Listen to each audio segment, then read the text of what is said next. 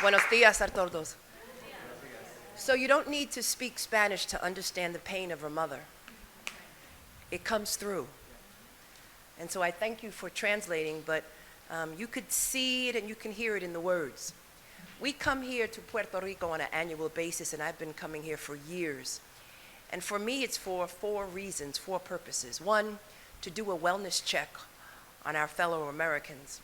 Two, because we recognize that this island is saddled with debt, and so we contribute much to the economics of Puerto Rico. Three, it's important that we engage in community service, and I want to thank all of the members of labor and trade who are painting a community service not too far from here. And four, we come here, as I often come here, and what I like the most is to highlight issues that our government can correct and fix. I've been in my fair share of protest here. I've marched in a number of rallies here, and I've attended my fair share of press conferences. And today I'm here to talk about something that is at the core of who I am and what I'm all about. It's about economic justice and equal application of law to all Americans. And because poverty, and as someone who grew up in a humble home, we can alleviate poverty. Poverty is oftentimes intentional. And in this particular case, it is intentional. So I stand with my fellow Americans and say, if we hold these truths to be self-evident, that all citizens of this republic are created equal, if we agree that our laws, our Bill of Rights includes due process of law, then the Justice Department must drop its appeal of this particular case, United States versus Iora Medero. We call upon the Biden administration. He must start sending federal aid to our fellow Americans in Puerto Rico. Let me say that again. We prayerfully and humbly call upon President Biden to start sending federal aid to our fellow Americans in Puerto Rico. The reason why we supported President Biden was because he was compassionate and because he understands the issues of hardship. But he must also understand what is happening here on Puerto Rico.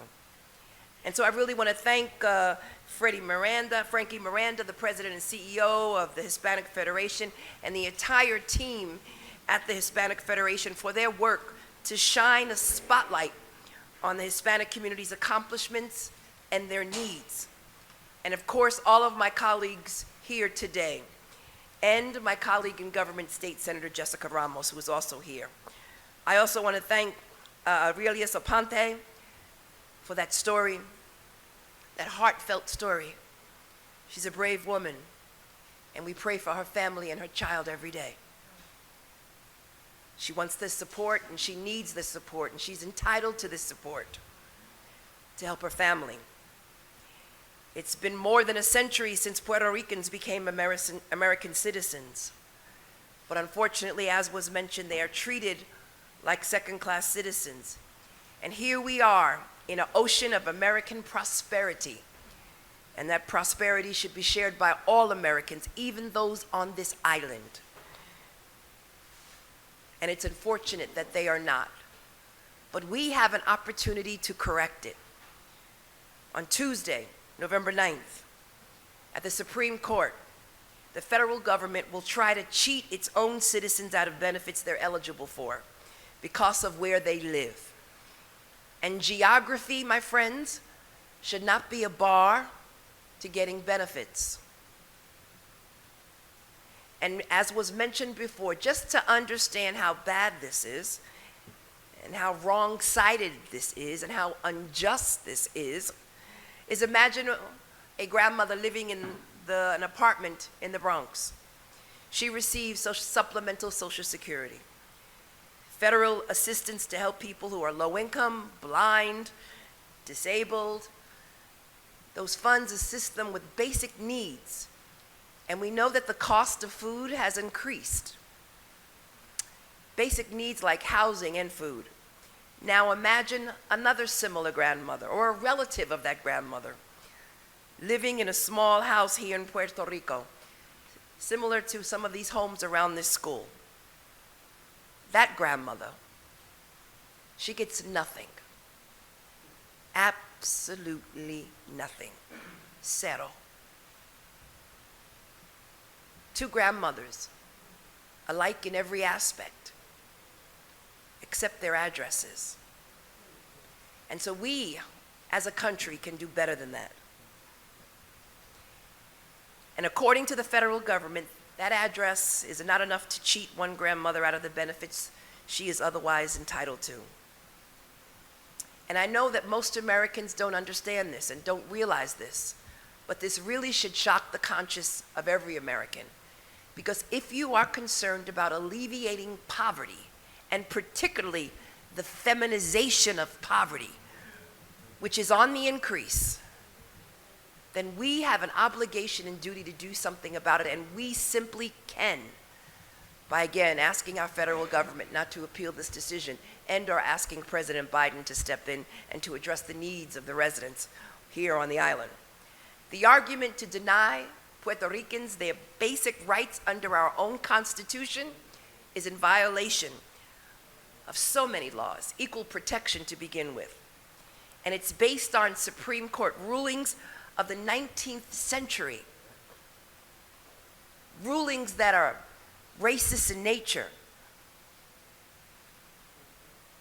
And again, rulings, unfortunately, that don't apply to everyone, and rulings that are not consistent with our law. We also know that it's all about exploitation and neglect and all the effects that that has done to this island.